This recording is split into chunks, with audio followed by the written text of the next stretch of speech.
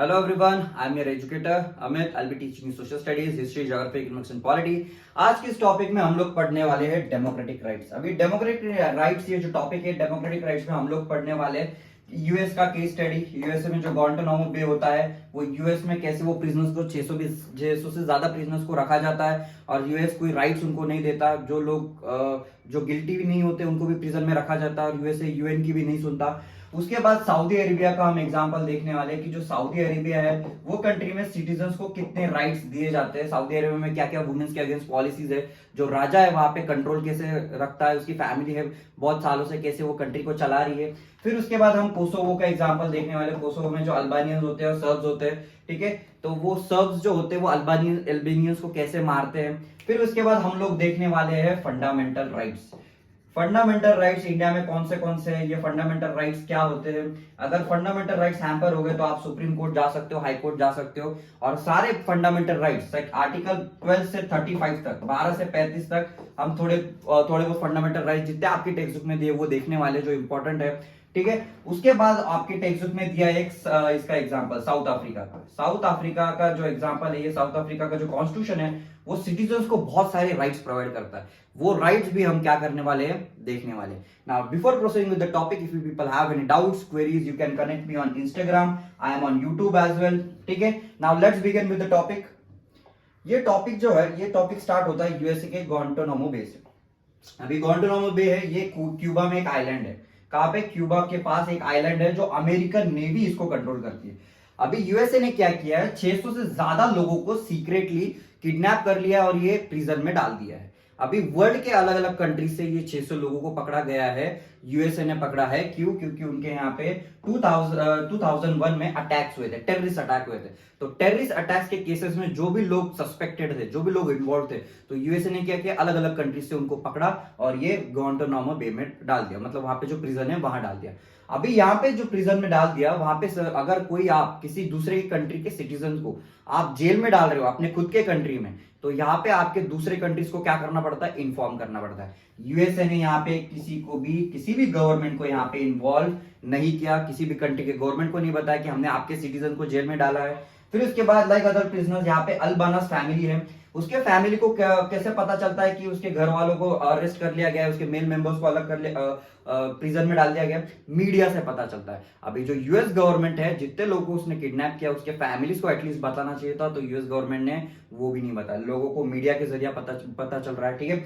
और यहाँ पे जो families of prisoners, media, even the UN representatives were not allowed to meet them. मतलब यहाँ पे जो यूएन रिप्रेजेंटेटिव्स थे, उन कंट्री अलग अलग कंट्रीज के जो रिप्रेजेंटेटिव्स होते, जो बड़े लीडर्स होते, उनको भी ये लोगों से मिलना मना कर दिया, ठीक है। There was no trial before any magistrate. अभी जितने भी 600 लोगों को प्रिजन में डाल दिया गया था, ये सारे लोगों को कोई ट्रायल नहीं था, कोई कोर्ट जस्टिस नहीं था। उनको हर रोज बस पुलिस ऑफिसर्स के साथ में रहना पड़ता था, उनको टॉर्चर किया जाता था, उनको मारा जाता था, ठीक है। कोई ट्रायल नहीं होता, कोई सुप्रीम कोर्ट नहीं, कोई हाई कोर्ट नहीं जिससे उनको नॉन गिल्टी एक ये किया जाए, डिसाइड किया जाए, फिर उनको छोड़ा जाए। ऐसी कोई प्रोसेस यूएसए में नहीं हो रही थी, ठीक है।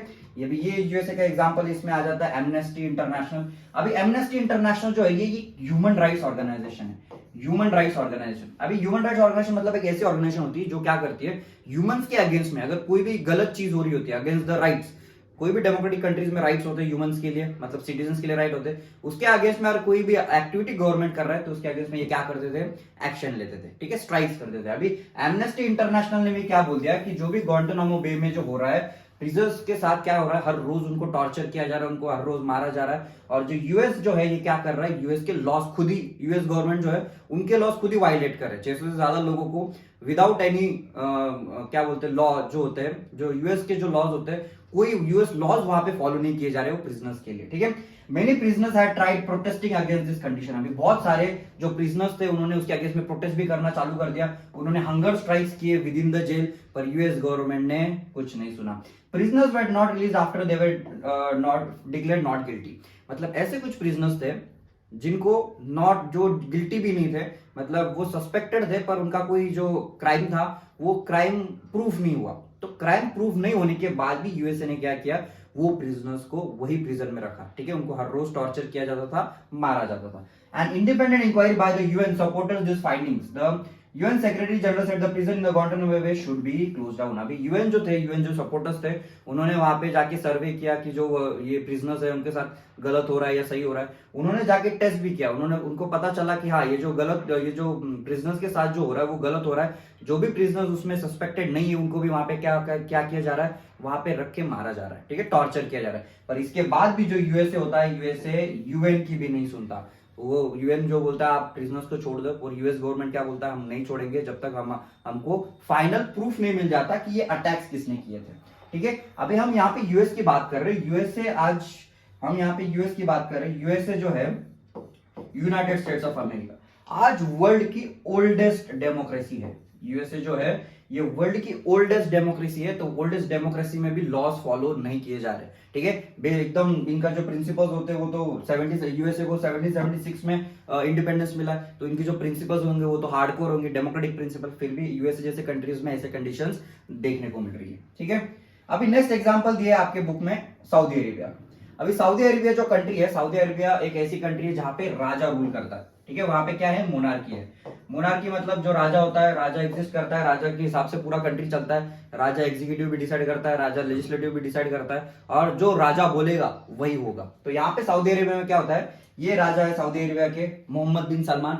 ये क्या करते हैं, पूरे सऊदी अरेबिया को चलाते हैं। उनकी जो फैमिली है वो चलाती है, वो और उनकी फैमिली। और यहाँ पे ये जो राजा है ये लेजिस्लेचर को भी डिसाइड करता है कि लेजिस्लेचर में कौन होगा। लेजिस्लेचर मतलब लॉ मेकिंग बॉडी, मतलब सऊदी अरेबिया में लॉस कौन बनाएगा, ये भी लोगों को अपॉइंट कौन करता है, राजा खुद अपॉइंट करता है। एग्जीक्यूटिव मतलब क्या, गवर्नमेंट चलाने वाले या कंट्री चलाने वाले जो लोग होते हैं एग्जीक्यूटिव, ये भी डिसाइड कौन करता है, ये मोहम्मद बिन सलमान डिसाइड करते हैं, मतलब वहां के राजा। अभी जो जजेस होते हैं, ठीक है, जो सुप्रीम कोर्ट हाई कोर्ट के जजेस होते हैं, उनको भी कौन अपॉइंट करता है, यहाँ पे मोहम्मद बिन सलमान अपॉइंट करते हैं। मतलब सऊदी अरेबिया के जो राजा है वो जजेस को भी अपॉइंट करते हैं, लेजिस्लेचर को भी अपॉइंट करते हैं, और एग्जीक्यूटिव को भी अपॉइंट करते हैं। Citizens can not form political parties. अभी जो सिटीजन्स है वहां के, सऊदी अरेबिया के जो भी सिटीजन्स है वहां पे कोई पॉलिटिकल पार्टी नहीं बना सकते, अपना कोई सेपरेट ऑर्गेनाइजेशन नहीं बना सकते, ठीक है। उसके बाद जो भी न्यूज़पेपर्स है, मीडिया है वहां पे सऊदी अरेबिया में, न्यूज चैनल्स है, कोई भी न्यूज चैनल ये फैमिली के अगेंस्ट में या मोनार्की राजा के अगेंस्ट में कोई कुछ छाप नहीं सकता था या कोई पब्लिश नहीं कर सकता था, ठीक है। मीडिया पे क्या था, यहाँ पे सेंसर था। सेंसर मतलब क्या, बैन ऑन न्यूज, सेंसरशिप, ठीक है। बैन ऑन न्यूज मतलब राजा के अगेंस्ट में आप कुछ भी गलत नहीं छाप सकते। There is no freedom of religion. अभी सऊदी अरेबिया में कोई फ्रीडम ऑफ रिलीजन नहीं है, मतलब आप अगर मुस्लिम है तो मुस्लिम ही आप रिलीजन वहां पे फॉलो कर सकते हैं, और जितने भी नॉन मुस्लिम्स है वहां पे नॉन मुस्लिम लोग अपना फेस्टिवल सेलिब्रेट कर सकते हैं, अपना रिलीजन सेलिब्रेट कर सकते हैं अपने घर में, बाहर नहीं कर सकते। बाहर अलाउड नहीं अपना रिलीजन सेलिब्रेट करना। तो यहाँ पे ये रेस्ट्रिक्शंस है। कहाँ पे ये रेस्ट्रिक्शन, सऊदी अरेबिया में। Women are subjected to many public restrictions. अभी ये जो वुमेन्स है वहां पे भी वुमेन्स को बहुत सारे रेस्ट्रिक्शंस फेस करने पड़ते हैं। वुमेन्स को अभी रिसेंटली सऊदी अरेबिया में लॉ पास किया कि वुमेन ड्राइव भी कर सकती है। उसके पहले वुमेन जो थी अगर उनको घर के बाहर निकलना है तो उनको भाई के साथ निकलना पड़ता था, उनके हस्बैंड के साथ निकलना पड़ता था, या फादर के साथ निकलना पड़ता था। अकेले घर के बाहर भी वो निकल नहीं सकते थे। इतना कम फ्रीडम, इतने बहुत सारे रेस्ट्रिक्शन वुमेन के ऊपर थे, ठीक है। तो ये कौन से कंट्री की बात हो रही है, ये बात हो रही है सऊदी अरेबिया की, ठीक है। अभी उसके बाद और एक कंट्री का एग्जांपल दिया है, कोसोवो, ठीक है। अभी ये कोसोवो जो कंट्री है ये यूगोस्लाविया का पार्ट हुआ करता था। ये यहाँ पे मैप में आप लोग देख सकते हो, ये है कोसोवो। अभी कोसोवो दो टाइप के लोग हैं, एक तो अल्बेनियन है, एक अल्बेनियन कल्चर के लोग हैं, और दूसरे सर्ब्स है, ठीक है। जो सर्ब्स जो है ये मेजोरिटी में है, क्या है, मेजोरिटी में। जो सर्ब्स जो है वो मेजोरिटी में है, अल्बेनियन जो है वो माइनॉरिटी में है, और दोनों के कल्चर क्या है, बहुत अलग है। अभी कोसोवो में क्या होता है वो देखते हैं। This was a province of Yugoslavia before the split. अभी जो यूगोस्लाविया था उसका स्प्लिट हुआ 1991 के बाद, ठीक है, 90 के समथिंग उसके बीच में हुआ। Before this split this province population was overwhelmingly ethnic Albanian. यहाँ पे जो प्रोविंस था कोसोवो, जो प्रोविंस है यहाँ पे जो प्रोविंस दिखा है ये पूरा यूगोस्लाविया है, ठीक है, ये पूरा यूगोस्लाविया था। उसके बाद उसका 1990s के बाद इसका स्प्लिट अप हो गया, अलग अलग कंट्रीज वो बने। अभी इसमें जो कोसोवो था इसमें सबसे ज्यादा पॉपुलेशन किसकी थी, अल्बेनियंस की थी, ठीक है। अल्बेनियन पॉपुलेशन ज्यादा थी, ये इथनिक पॉपुलेशन है वहां की। The narrow minded Serb nationalist Milosevic. अभी जो सर्ब्स है ये दूसरी कम्युनिटी है जो मेजोरिटी में है, ठीक है। यहाँ पे उनका जो लीडर है मेल्सोविक, जिसको मल्शेविक भी बोला जाता है, had won the election. His government was very hostile to the Albanians. Hostile मतलब क्या, एनिमी, बहुत ज्यादा एंग्री। किसके ऊपर सबसे ज्यादा गुस्सा होता था उनको, कोसोवो में। ये अल्बेनियन लोगों पे बहुत ज्यादा वो क्या होते थे, गुस्सा होते थे, उनको वो कल्चर अच्छा नहीं लगता था, ठीक है। He wanted the Serbs to dominate the country. अभी ये जो मल्सेविक जो था, उनको क्या लगता था कि हम मेजोरिटी में हैं, तो हम मेजोरिटी लोगों ने ही क्या करना चाहिए, कोसोवो को रूल करना चाहिए और हमारा ही राज वहां पे चलना चाहिए। Many Serb leaders thought that ethnic minorities like Albanese should be either leave the country or accept the dominance of the Serbs। तो उनको क्या लगने लग गया, ये जो सर्ब्स थे उनकी गवर्नमेंट जब इलेक्ट होके आई, मेजोरिटी गवर्नमेंट उनकी जब इलेक्ट होके आई, तो उनको क्या लगने लग गया, ये जो अल्बेनीज हैं उन्होंने एक तो हमारे देश को छोड़ के जाना चाहिए, या तो हमारा डोमिनेंस उन्होंने एक्सेप्ट करना चाहिए, हमारा रूल, सेल्फ रूल हमारा क्या करना चाहिए, उन्होंने एक्सेप्ट करना चाहिए। अभी ये अल्बेनियन लोग जो होते थे ये ऐसे दिखते थे, ये अल्बेनियन इतनी माइनॉरिटी लोग है, ये माइनॉरिटी है, और ये मेल्शेविक है, ये मेल्शेविक है जो लीडर इलेक्ट हुआ था, और इसने लोगों को, अल्बेनीज लोगों को बहुत ज्यादा क्या किया था, मास किलिंग किया था अल्बेनीज लोगों का। अभी 74 यहाँ पे एक छोटा स्टोरी दिया है जो अल्बेनीज लोगों के साथ हुआ। ये जो मेल्शेविक था, जो पीछे के फोटो में हम लोगों ने देखा, ये जो मेल्शेविक होता है, ये मेल्शेविक अल्बेनीज लोगों के साथ क्या करता है। अभी ये जो मेल्शेविक है, इसका खुद का गवर्नमेंट आता है, वो उसके आर्मी को ऑर्डर दे देता है अल्बेनियन लोगों को मारने का, मास किलिंग का, ठीक है। 74-year-old Batisha Hoxha was sitting in the kitchen with her 77-year-old husband। अभी यहाँ पे एक कपल है, बूढ़े कपल है, ठीक है, 74 ईयर्स और 77 ईयर्स के, वो क्या कर रहे थे, किचन में बैठे थे, staying bomb by the stove. They had heard explosion but did not realize the Serbian troops have already entered. अभी उन्होंने जब घर पे वो बैठे थे आराम से, तो उनको बमबारी का आवाज आया, ठीक है। उनको फिर उसके बाद पता चला कि जो सर्बियन आर्मी है, जो कोसोवो की जो आर्मी है, वो क्या हो चुकी है, वो आ चुकी है उनके टाउन में, उनके गांव में। The next thing she knew, 5 to 6 soldiers has burst through the front door and were demanding where are your children। अभी जैसे ये बुड्ढा बुड्ढी के घर में वो घुस गए, तो उसके बाद वो आर्मी ने क्या मांगा, आपके बच्चे कहाँ है, आपकी औरतें कहाँ है। अभी आर्मी को किसी भी इतनी, या आर्मी या किसी भी गवर्नमेंट को अगर एक कल्चर के लोगों को वाइप आउट करना है, तो वाइप आउट कैसे करते हैं, उनके बच्चों को खत्म करते हैं, उनकी औरतों को मारा जाता है, क्योंकि फिर वो आगे जो उनका जो पॉपुलेशन है वो आगे बढ़ेगा नहीं। With the husband dying before her, the soldiers pulled the wedding ring off and told her to get out। अभी उसके बाद जो सोल्जर्स थे उन्होंने क्या कर दिया, ये जो थी उसके हस्बैंड को मार दिया, ठीक है, उसकी जो वेडिंग रिंग थी वो निकाल ली और उसको भी घर से बाहर जाने के लिए बोल दिया, देश से बाहर जाने के लिए बोल दिया। With this massacre was being carried out by the army of the own country। अभी ये जो मास किलिंग जो हो रहा था, वो उनके खुद के कंट्री की आर्मी ही उनके देश में क्या कर रही थी, वो लोगों को मार रही थी। मतलब ऐसी गवर्नमेंट जिनको उन्होंने वोट दिया, वही गवर्नमेंट इनको मार रही है, उनका मास किलिंग करे। कौन से लोगों का मास किलिंग हो रहा है यहाँ पे, अल्बेनीज लोगों का, अल्बेनीज लोगों का। This was one of the worst incidents of killing based on the ethnic prejudices in the recent times। Finally, several other countries intervened to stop the massacre। अब ये जो मैसेकर था, ये जो मास किलिंग थी, ये हिस्ट्री में ये सबसे बड़ी मास किलिंग थी, ठीक है, one of the biggest mass killing थी। और इसके बाद से जो वर्ल्ड कंट्रीज थी उन्होंने ये मैसेकर को बाद में रोक दिया, और जो मेल्शेविक था, ये मेल्शेविक को इंटरनेशनल कोर्ट ऑफ जस्टिस में इसको क्या किया गया, उसको इंटरनेशनल कोर्ट ऑफ जस्टिस में वहां पे उसको खड़ा किया गया, उसके अगेंस्ट में प्रोसिक्यूशन हुआ, ट्रायल हुआ, फिर उसको दोषी माना गया, ठीक है। And he was sentenced tried in the international court for the crime against humanity. मतलब उसको लास्ट में सजा मिली, किसके द्वारा मिली, इंटरनेशनल कोर्ट ऑफ जस्टिस से मिली, ठीक है, जो यूएन का इंटरनेशनल कोर्ट है। अभी राइट्स इन अ डेमोक्रेसी। अभी राइट क्या होता है, एक डेमोक्रेटिक कंट्री की जब हम बात करते हैं उसमें राइट्स क्या होते हैं, ठीक है। राइट्स मतलब आपका हक, right. Rights are the claims of persons over the fellow being, over society and over the government. Claim मतलब क्या, आपका हक होता है, ठीक है। क्लेम मतलब क्या, आपका हक। तो एक राइट मतलब क्या होता है, एक आपका हक होता है किसके ऊपर, एक गवर्नमेंट के ऊपर, एक सोसाइटी के ऊपर, ठीक है। राइट्स मतलब आपको वो मिलना ही चाहिए। You cannot have a right to harm और हर्ट अदर्स। आपके अगर राइट्स है तो राइट्स आप नॉन वायलेंट, नेगेटिव वे से आप आपके राइट्स नहीं रख सकते। आप किसी को, दूसरे को राइट्स के नाम पे मार नहीं सकते, ठीक है। आप किसी आदमी को आपके राइट के नाम पे किसी दूसरे कम्युनिटी को नहीं मार सकते, जैसे कि कोसोवो में हुआ था। The claims were made should be reasonable. अभी जो भी क्लेम, जो भी राइट्स आप मांग रहे हो, जो भी गवर्नमेंट के पास आप राइट्स मांग रहे हो, वो रीजनेबल होने चाहिए, और उसके पास उसके ऊपर लिमिटेशंस होने चाहिए। Rights comes with an obligation to respect other rights. अभी आपको अगर राइट चाहिए तो आपको दूसरे के भी राइट्स को क्या करना पड़ेगा, रिस्पेक्ट करना पड़ेगा। Every society make certain rules to regulate our conduct, they tell us what is right and what is wrong. अभी कोई भी सोसाइटी जो होती है कंट्री में, वो डिसाइड करती है सही क्या है, गलत क्या है, ठीक है। जो सोसाइटी के जो प्रिंसिपल्स होते हैं वो एक कस्टम एक अप्लाई कर देते हैं, जिससे अपने को पता चलता है कि सोसाइटी में ये चीज अलाउड है, सोसाइटी में ये चीज अलाउड नहीं है। तो सोसाइटी क्या करती है, एक कस्टम एक डिसाइड कर देती है, जिससे लोगों को सही क्या है, गलत क्या है, वो बताने का वो सोसाइटी काम करती है। What is recognized by the society as rightful becomes the basis of the rights. अभी सोसाइटी को क्या राइटफुल लगता है, ये एक क्या हो जाता है, बेसिस हो जाता है कि सही क्या है गलत क्या है, ठीक है। This is why the notion of rights changes from time to time in society to society. अभी आज की जो सोसाइटी, इंडिया की अगर हम बात करेंगे 1947 में जो सोसाइटी थी, जो लोगों की जो सोच थी वो बहुत अलग थी। तो उनकी जो मान्यता थी कि ये सही है ये गलत है, वो बहुत अलग है आज से। आज 2023 इंडिया में हम बात करेंगे, जो आज जो सोसाइटी है वो बहुत ज्यादा ट्रांसफॉर्म हो चुकी है। तो ये जो राइट है या सही है या गलत है, उसके मायने, उसके जो प्रिंसिपल्स आज चेंज हो गए, ठीक है। अपन अगर 1947 से कंपेयर करेंगे तो When the socially recognized claims are written into law, they acquire real force। अभी ये जो socially recognized जो लॉज होते हैं, ऐसे लॉ जो सोसाइटी एक्सेप्ट करती है, जब उसको लिखा जाता है, उसको लॉ बनाया जाता है, तो उसको क्या मिलता है, एक रियल फोर्स मिलता है। मतलब सबको क्या करना पड़ता है, वो लॉज फॉलो ही करने पड़ते हैं, ठीक है। We can then demand their application when fellow citizens of the government do not respect them। मतलब अगर उसका लॉ बन चुका है तो अपन क्या कर सकते हैं, अपन उसकी डिमांड कर सकते हैं कि ये लॉ क्या होना चाहिए, पूरा ही होना चाहिए और किसी भी आदमी ने ये लॉ को तोड़ना नहीं चाहिए।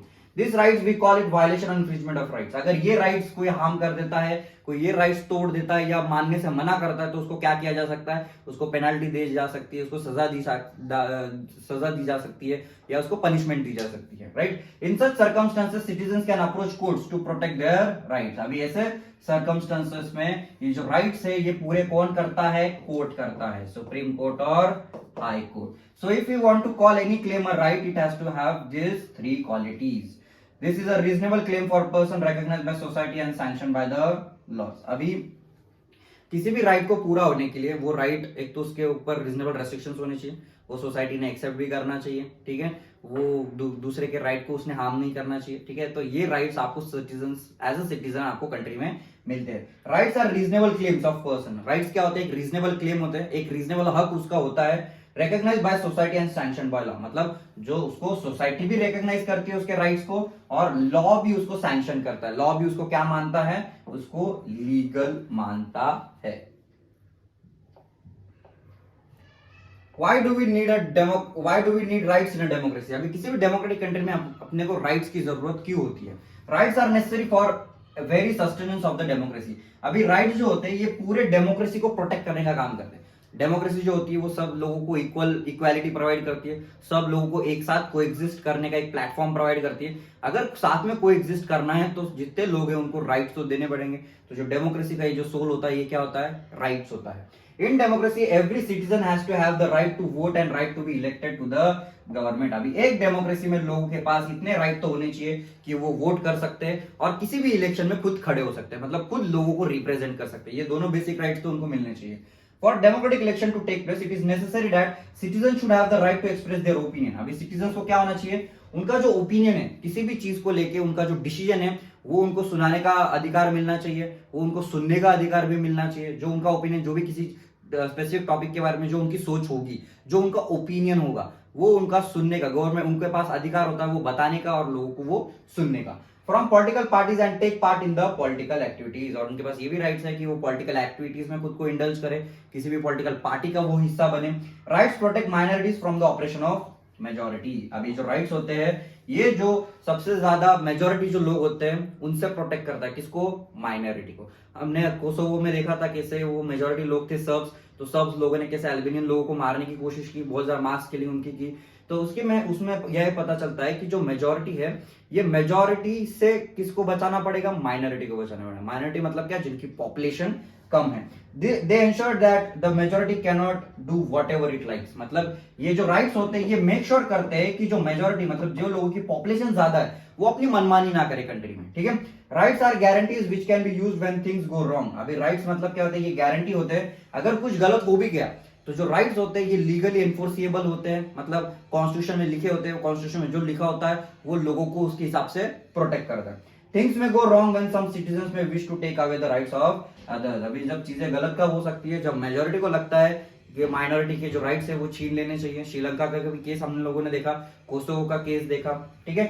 This usually happens when those in the majority want to dominate others. ये कब होता है, जब मेजोरिटी को ऐसा लगता है कि हमने माइनॉरिटी पे डोमिनेट करना चाहिए, कंट्री में बस हमारा राज चलना चाहिए, हमारे जैसे लोगों को ही काम मिलना चाहिए, अपॉर्चुनिटी मिलनी चाहिए, तब ये प्रॉब्लम्स क्रिएट होते हैं। The government should protect the citizens right in such a situation. अभी ऐसे सिचुएशन में माइनॉरिटी जो मेजॉरिटी होते हैं, ये दोनों के राइट्स प्रोटेक्ट करने का काम कौन करता है? ये गवर्नमेंट करती है। ये गवर्नमेंट की रिस्पॉन्सिबिलिटी है कि कंट्री में जितने भी लोग हो उनको इक्वल राइट्स मिले, उनको इक्वल अपॉर्चुनिटीज मिले, ठीक है। But sometimes elected government may not protect और may not even attack the rights of their own citizens. मतलब बहुत बार क्या होता है कि जो इलेक्टेड जो गवर्नमेंट होती है वो राइट्स प्रोटेक्ट नहीं कर पाती अपने खुद के सिटीजंस के। That is why some rights need to be placed higher than the government. अभी बहुत बार क्या होता है कि गवर्नमेंट अगर मेजॉरिटी लोगों के आगे, मेजॉरिटी मतलब क्या? जिनकी पॉपुलेशन ज्यादा है, अगर मेजॉरिटी लोगों की अगर गवर्नमेंट आ जाती है तो मेजॉरिटी लोग क्या करेंगे? माइनॉरिटी लोगों के राइट्स छीन लेंगे। तो मतलब राइट्स को ऐसे जगह पे रखने की जरूरत है जो गवर्नमेंट से भी ऊंचा है, ठीक है। मतलब गवर्नमेंट भी इजीली उसको चेंज नहीं कर सकती। That is why some rights need to be placed higher than the government so that the government cannot violate वायलेट देम। मतलब जो गवर्नमेंट के अगर गवर्नमेंट यहाँ पे गवर्नमेंट के ऊपर भी अगर फंडामेंटल राइट्स को रखा जाए, मतलब गवर्नमेंट उसको चेंज नहीं कर सकती, ठीक है। तो गवर्नमेंट से भी ऊपर ये जो राइट्स अगर उसको रखा जा रहा है तो कोई भी गवर्नमेंट आए, मेजॉरिटी गवर्नमेंट आए, माइनॉरिटी गवर्नमेंट आए, उसको चेंज नहीं कर सकती। In most democracies the basic right of the citizens are written down in the constitution. इसी के वजह से जो बेसिक जो राइट्स होते हैं वो किसमें लिखे जाते हैं? दे आर रिटन, लिखे होते हैं, ठीक है। रिटन किसमें? कॉन्स्टिट्यूशन में। कॉन्स्टिट्यूशन मतलब क्या होता है? रूल बुक होता है कंट्री का, रूल बुक मतलब सब ये उसमें जितने भी रूल्स है सबको क्या करने पड़ेंगे? फॉलो करने पड़ेंगे। अभी नेक्स्ट है rights in the Indian constitution. अभी इंडिया का भी कॉन्स्टिट्यूशन है। इंडिया वर्ल्ड का बिगेस्ट डेमोक्रेसी है। India is world's biggest democracy. USA जो है वर्ल्ड का ओल्डेस्ट डेमोक्रेसी है, बट इंडिया बिगेस्ट डेमोक्रेसी है, पॉपुलेशन हमारी ज्यादा है, ठीक है। तो यहाँ पे इंडिया की हम बात करें, इंडियन गवर्नमेंट या इंडियन कॉन्स्टिट्यूशन क्या क्या राइट्स प्रोवाइड करता है? In India like most of the democracies in the world these rights are mentioned in the constitution. India का जो कॉन्स्टिट्यूशन है, इंडिया का जो संविधान है, वो सारे राइट्स को क्या करता है? वहां पे उसमें लिखे गए सब राइट्स को प्रोटेक्ट करने का काम करता है। Some rights which are fundamental to our life are given a special status. अभी कुछ राइट्स ऐसे बहुत ज्यादा अपने लाइफ के लिए फंडामेंटल है, फंडामेंटल मतलब इंपॉर्टेंट है, वो राइट्स के बिना हम अपनी जो स्टैंडर्ड ऑफ लिविंग है वो हम अच्छे से मेंटेन नहीं कर पाएंगे। इसी को क्या, कौन सा राइट्स बोला जाता है? फंडामेंटल राइट्स बोला जाता है। ये राइट्स को क्या बोला जाता है? Fundamental rights. फंडामेंटल राइट्स मतलब ऐसे राइट्स जो बहुत ज्यादा सुप्रीम है और किसी भी आदमी के लिए क्या हो जाते हैं? बहुत ज्यादा बेसिक हो जाते हैं, इसलिए सबको ये प्रोवाइड करना बहुत ज्यादा जरूरी है। अभी नेक्स्ट है right to equality. The Constitution says that the government shall not deny to any person equality before law and equal protection of law. अभी इक्वालिटी में दो आता है, equality before law, equality before law, और दूसरा है equal protection of law. ये दोनों का वर्ड का मीनिंग बताता हूं मैं, ठीक है। ये दोनों के वर्ड के मीनिंग बहुत अलग हो जाते हैं। इक्वल प्रोटेक्शन ऑफ लॉ, ठीक है। अभी equality before law, equality before law मतलब क्या? Any person irrespective of his race, religion, sex, caste, ठीक है, ये सब बेसिस पे उसको क्या नहीं किया जा सकता? डिस्क्रिमिनेट नहीं किया जा सकता। Any person should not be discriminated on the basis of his religion, race, caste, sex, place of birth, ये सारी चीजें ये किस में आ जाता है? इक्वालिटी बिफोर लॉ में आता है। अभी इक्वल प्रोटेक्शन ऑफ लॉ क्या होता है? ठीक है, it means that no person is above the law. मतलब इक्वालिटी बिफोर लॉ मतलब क्या? पहले वो कंप्लीट कर लेता हूं। इक्वालिटी बिफोर लॉ मतलब क्या? No person is above the law. मतलब वो आदमी भले ही चीफ मिनिस्टर है, वो आदमी भले ही प्राइम मिनिस्टर है, या वो आदमी भले ही फार्मर है, ये आदमी को क्या, ये तीनों लोगों को क्या किया जाएगा? लॉ के सामने इक्वली ट्रीट किया जाएगा। ऐसा नहीं कि उसके पास पैसा ज्यादा है, उसके पास पावर ज्यादा है, इसके लिए उसको ट्रीटमेंट उसको अलग मिलेगी, ऐसा नहीं। ये तीनों लोगों को क्या किया जाएगा? इक्वल ट्रीट किया जाएगा। The government shall not discriminate against any citizen on the ground only of the religion. मतलब जो लोग है, जो गवर्नमेंट है, वो किसी भी आदमी को डिस्क्रिमिनेट नहीं कर सकती उसके रिलीजन के बेसिस पे, उसके रेस के बेसिस पे, कास्ट, सेक्स, उसके प्लेस ऑफ बर्थ के बेसिस पे किसी भी आदमी को क्या नहीं कर सकती? डिस्क्रिमिनेट गवर्नमेंट नहीं कर सकती। Every citizen shall have access to the public places. India में कोई भी सिटीजन हो, अपर कास्ट का हो, लोअर कास्ट का हो, किसी भी हिंदू का हो, हिंदू हो, मुस्लिम हो, जेंडर में मेल हो, फीमेल हो, किसी भी आदमी को गवर्नमेंट किसी भी शॉप में जाने से नहीं रोक सकती, किसी भी रेस्टोरेंट में जाने से नहीं रोक सकती, होटल में जाने से नहीं रोक सकती, और सिनेमा हॉल्स में जाने से नहीं रोक सकती। इसी को क्या बोला जाता है? इक्वालिटी बोला जाता है। There shall be no restriction with regard to the use of wealth. अभी कोई भी रेस्ट्रिक्शन नहीं है, आप कोई भी वेल गवर्नमेंट का यूज कर सकते हो, टैंक यूज कर सकते हो, बेदिंग घाट्स यूज कर सकते हो, रोड्स, प्लेग्राउंड, ब्रिजेस, ठीक है, हर चीज आप क्या कर सकते हो? यूज कर सकते हो। उसमें कोई डिस्क्रिमिनेशन नहीं है कि बस ये लोगों को ही यूज करना अलाउड है, दूसरे लोगों को यूज करना अलाउड नहीं है। ऐसा कोई केस इंडिया में नहीं होता। The same principle of equality applies to public jobs. अभी ये सेम जो इक्वालिटी का जो प्रिंसिपल होता है ये पब्लिक जॉब्स में अप्लाई होता है। फॉर एग्जांपल गवर्नमेंट के जितने भी जॉब्स होते हैं, गवर्नमेंट के जॉब्स होते हैं जैसे कि आईएएस ऑफिसर्स, आईपीएस ऑफिसर्स, जो गवर्नमेंट के जो एग्जाम्स होते हैं वो भी किसी लोगों को डिस्क्रिमिनेट नहीं करते। All the citizens have equality of opportunity in the matter related to the employment और अपॉइंटमेंट और पोजीशन इन द गवर्नमेंट। सब लोगों को इक्वल अपॉर्चुनिटी मिलती है गवर्नमेंट में काम करने की, गवर्नमेंट का ऑफिसर बनने की। Are this reservation against the right to equality? ठीक है, अभी जो रिजर्वेशन दिया जाता है, रिजर्व सीट्स रखी जाती है एससी, एसटी और ओबीसी के लिए। ठीक है, अभी ये सीट जो है ये गवर्नमेंट जॉब्स में रिजर्व रखी जाती है। ये सही है या गलत है वो देखते हैं। They are not for equality does not mean giving everyone the same treatment no matter what they need. मतलब अभी यहाँ पे जो इक्वालिटी की बात करें, हम जो रिजर्वेशन की यहाँ पे बात करें, ये रिजर्वेशन देना चाहिए कि नहीं, ये रिजर्वेशन सही है कि नहीं, वो हम देखते हैं। अभी जो अनटचेबिलिटी इंडिया में प्रैक्टिस होती थी, अनटचेबिलिटी जो इंडिया में प्रैक्टिस होती थी, जो दलित लोगों के ऊपर प्रैक्टिस किया जाता था, इसमें वो दलित लोगों को बहुत सारी चीजें फेस करनी पड़ती थी।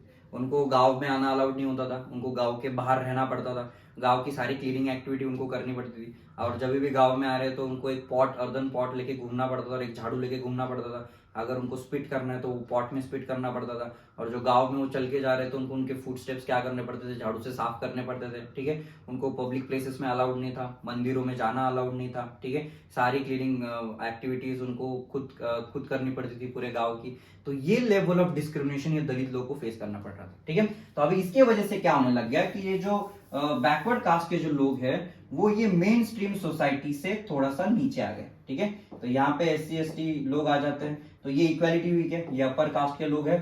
ठीक है, अपर कास्ट के लोग हैं, इकोनॉमिक और सोशल टर्म्स में ये थोड़ा सा अपलिफ्टेड है। और जो एससी एसटी कम्युनिटी के ऊपर है तो उनको इक्वालिटी देने के लिए क्या करना पड़ता है, अपलिफ्ट करना पड़ता है। ठीक है, तो तब उसके बाद क्या हो जाएगी, इक्वालिटी हो जाएगी। तो रिजर्वेशन उनको जो मिल रहा है ये बेटर है, ये सही है, उनको सोशल एंड इकोनॉमिकली अपलिफ्ट करने के लिए। ये बात समझ में आ रही है सबको? ठीक है, equality means giving everyone an equal opportunity to achieve whatever one is capable of. Sometimes it is necessary to give special treatment to someone. अभी इक्वालिटी मतलब क्या है, यहाँ पे इक्वालिटी में लोगों को इक्वल अपॉर्चुनिटीज देना बहुत ज्यादा जरूरी होता है। मतलब वो अगर बहुत ज्यादा सोशल इकोनॉमिकली बैकवर्ड है तो उसको अपलिफ्ट करने की जिम्मेदारी किसकी हो जाती है, गवर्नमेंट की हो जाती है। ठीक है, sometime it is necessary to give special treatment. अभी उनको अपलिफ्ट करने के लिए एक स्पेशल ट्रीटमेंट देना पड़ता है। अभी यहाँ पे स्पेशल ट्रीटमेंट की कौन सी बात कर रहे हैं हम, यहाँ पे रिजर्वेशन की बात कर रहे हैं। अभी जो रिजर्वेशन है ये स्पेशल ट्रीटमेंट दिया जा रहा है बैकवर्ड कास्ट के लोगों को। क्यों दिया जा रहा है, क्योंकि वो बहुत ज्यादा सोशल एंड इकोनॉमिकली बैकवर्ड है, उनको अपलिफ्ट करने की जरूरत है। तो रिजर्वेशन देना बहुत जरूरी है वो लोगों को। ठीक है, this is what job reservations do. The principle of non-discrimination extend to the social life as well. The Constitution mention one extreme form of social discrimination, the practice of untouchability. अभी इक्वालिटी मतलब economic terms में equality तो आ जाती है कि सब लोगों को इक्वल गवर्नमेंट की जॉब्स में अपॉर्चुनिटी मिलना चाहिए, पर यहाँ पे सोशल इक्वालिटी की भी बात चल रही है। सोशल इक्वालिटी मतलब क्या, यहाँ पे सोशली भी किसी को डिस्क्रिमिनेट नहीं करना चाहिए, सब लोगों ने इक्वल एक दूसरे में भाईचारा होना चाहिए, फ्रेंडशिप होनी चाहिए और इक्वल ट्रीट करना चाहिए। ऐसा नहीं अपर कास्ट लोअर कास्ट ऐसी ट्रीटमेंट नहीं होनी चाहिए। ठीक है, तो इक्वालिटी में बहुत सारी चीजें आ जाती है, इकोनॉमिक्स भी आ जाता है, इकोनॉमिक इक्वालिटी भी आ जाती है और यहाँ पे सोशल इक्वालिटी भी आ जाती है। The practice of untouchability has been forbidden in any form. अभी इंडिया का 1947 में इंडिया को जब इंडिपेंडेंस मिला, 1950s में इंडिया का कॉन्स्टिट्यूशन बना, तो ये कॉन्स्टिट्यूशन में जो अनटचेबिलिटी थी इंडिया ने क्या कर दिया, उसको बैन कर दिया। कोई भी इंडिया में अनटचेबिलिटी प्रैक्टिस नहीं कर सकता, अगर प्रैक्टिस किया तो उसको पनिशमेंट मिलती है। Untouchability here does not only mean refusal to touch people belonging to certain caste. It refers to any belief or social practice which looks down upon people as on account of birth in which caste labels. मतलब बस untouchability ऐसा नहीं कि untouchability मतलब उसको हाथ नहीं लगा सकते।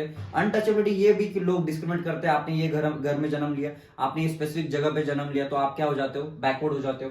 Such practice denies them interaction with the others or access to the public places in equal citizens. मतलब जो public places पे उनको जो access है वो भी क्या किया जा रहा है, लोगों को दिया जा रहा है, ये backward लोगों को यहाँ पे public access दिया जा रहा है। ठीक है, such practice denies the interaction with the others or access to public places as equal citizens. So the constitution made untouchability a punishable offense. इसीलिए गवर्नमेंट इंडिया का जब कॉन्स्टिट्यूशन बना, ये कॉन्स्टिट्यूशन में जो अनटचेबिलिटी थी उसको क्या कर दिया गया, बैन कर दिया और पनिशेबल ऑफेंस बना दिया। मतलब अगर कोई भी अनटचेबिलिटी प्रैक्टिस करता है, लोगों को डिस्क्रिमिनेट करता है, पब्लिक प्लेसेस पे जाने से रोकता है या उनके प्लेस ऑफ बर्थ पे उनको डिस्क्रिमिनेट करता है तो उनको क्या मिलेगा, उनको पनिशमेंट भी मिल सकती है। ठीक है,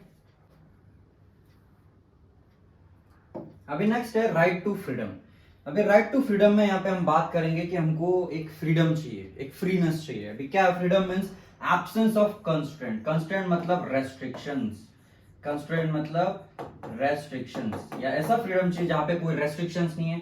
अभी प्रैक्टिकल लाइफ में हम बात करेंगे absence of interference of affairs by the individual और गवर्नमेंट। मतलब किसी भी गवर्नमेंट ने या किसी भी इंडिविजुअल आदमी ने अपने लाइफ में इंटरफेयर नहीं करना चाहिए, कोई रेस्ट्रिक्शन इंपोज नहीं करना चाहिए। हम जो अपनी जिंदगी जी रहे हैं वैसे जीने दे, ठीक है। We want to live in a society but we want to be free. अपने को सोसाइटी में तो रहना है पर अपने को फ्रीली सोसाइटी में रहना है। We want to do things in the way we want, मतलब अपने को जैसे चीजें चाहिए, जैसे जिंदगी जीना है, जैसे रहना है, जैसे खाना खाना है, जैसे बाहर घूमना है, वैसे अपने को घूमते आना चाहिए। कोई रेस्ट्रिक्शंस उस पर नहीं होने चाहिए। In constitution all citizen have the right to freedom of speech and expression. अभी इंडिया का जो कॉन्स्टिट्यूशन है ये इतने राइट्स प्रोवाइड करता है। पहला freedom of speech and expression, मतलब कोई भी आदमी अपना बात कर सकता है, अपना ओपिनियन सामने रख सकता है, गवर्नमेंट को क्रिटिसाइज कर सकता है, किसी आदमी को, ऑफिसर को क्रिटिसाइज कर सकता है। Assembly in a peaceful manner, assemble होना मतलब क्या, एक ग्रुप में आके रहना, that is assembly in a peaceful manner. मतलब कोई भी आदमी यहाँ पे प्रोटेस्ट कर सकता है, स्ट्राइक कर सकता है किसी के भी अगेंस्ट में, ठीक है। गवर्नमेंट के अगेंस्ट में हो गया, ऑफिसर्स के अगेंस्ट में हो गया, ऑर्गेनाइजेशन के अगेंस्ट में हो गया। मतलब वो असेंबल हो सकते हैं और क्या कर सकते हैं, प्रोटेस्ट कर सकते हैं। Form associations and unions. Form association मतलब क्या, एसोसिएशन यूनियन मतलब बड़े बड़े ग्रुप फॉर्म करना। अभी जो वर्कर्स होते हैं उनका यूनियन होता है, रेलवे वर्कर्स होते हैं उनका यूनियन होता है, फार्मर्स होते हैं उनका यूनियन होता है। ये यूनियन फॉर्म करके क्या करते हैं, अपने राइट्स गवर्नमेंट के सामने रखते हैं, ठीक है, और उसको प्रोटेस्ट करने का काम करते हैं। तो यूनियन और एसोसिएशन फॉर्म करने का भी इंडिया में राइट है। उसके बाद move freely through out the country. अभी इंडिया में तुम किसी भी स्टेट में कैसे भी मूव कर सकते हो, एक जगह से दूसरी जगह जा सकते हो। जैसे कि महाराष्ट्र से गुजरात जा सकते हो, गुजरात से अरुणाचल प्रदेश जा सकते हो, ठीक है, अरुणाचल प्रदेश से वापस तुम तमिलनाडु में जा सकते हो। किसी भी स्टेट में तुम्हारा मूवमेंट जो है वो रेस्ट्रिक्टेड नहीं, फ्रीली तुम एक जगह से दूसरी जगह घूम सकते हो। Reside in any part of the country, मतलब इंडिया के किसी भी पार्ट में तुम जाके रह सकते हो, अपना घर ले सकते हो, ठीक है। उसको एक्सेप्शन भी है, तुम नॉर्थ ईस्ट में नहीं जा सकते क्योंकि वो ट्राइबल एरिया। अंडमान निकोबार में जाके नहीं रह सकते, वो भी ट्राइबल एरिया है। जम्मू कश्मीर में नहीं जा सकते, वो थोड़ा सा डिस्प्यूटेड एरिया है। तो ऐसे कुछ एक्सेप्शन इंडियन कॉन्स्टिट्यूशन में है जो क्या बोलता है, आप एक जगह दूसरी जगह पे रिसाइड तो कर सकते हो पर ट्राइबल एरियाज में आप लोग जाके नहीं रह सकते। तो इंडिया के कोई भी पार्ट में जाके तुम फ्रीली रह सकते हो। गुजरात हो गया, तमिलनाडु हो गया, महाराष्ट्र हो गया, किसी भी स्टेट में रह सकते हो, ठीक है। प्रैक्टिस एनी प्रोफेशन और to carry out any occupation, मतलब इंडिया में तुम कोई भी प्रोफेशन कर सकते हो, डॉक्टर बन सकते हो, इंजीनियर बन सकते हो, सीए बन सकते हो, ठीक है, वर्कर बन सकते हो, कोई भी काम तुम कर सकते हो, कोई भी बिजनेस तुम कर सकते हो, ठीक है। स्टील का बिजनेस कर सकते हो, ठीक है, फूड का बिजनेस कर सकते हो, कोई भी बिजनेस कर सकते हो। कोई भी रेस्ट्रिक्शन नहीं है कि ये कैटेगरी ऑफ लोग ही ये बिजनेस कर सकते हैं, ऐसा कोई इंडिया में रेस्ट्रिक्शन नहीं है। तो ये क्या हो जाता है, ये सारे में किस में आ जाते हैं, ये फ्रीडम में आ जाते हैं, ठीक है। नेक्स्ट है, you cannot exercise your freedom in such a manner that violates the other rights. अभी मतलब फ्रीडम के नाम पे ऐसा नहीं कि तुमको फ्रीडम मिल रहा है, जो मन में आया वो करना है। तुम दूसरे को उसके लिए हार्म नहीं कर सकते, या दूसरे का राइट उससे हैम्पर नहीं होना चाहिए, दूसरे का फ्रीडम उससे नहीं जाना चाहिए, ठीक है। Right to freedom, your freedom should not cause public nuisance और डिसऑर्डर, मतलब तुमको जो फ्रीडम दिया गया है उसकी वजह से जो पब्लिक ऑर्डर है वो डिस्टर्ब नहीं होना चाहिए, रूल एंड ऑर्डर है वो मेंटेन रहना चाहिए। ऐसा नहीं कि तुमको फ्रीडम दे दिया तुम जाके लोगों को किडनैप करोगे, तुम दूसरे का फ्रीडम नहीं छीन सकते, ठीक है। You are free to do everything which injures no one else, मतलब आप फ्रीली कुछ भी कर सकते हो जिससे दूसरे आदमी की जो राइट्स है वो हैम्पर नहीं होंगे, ठीक है, उसको इंजरी नहीं होगी।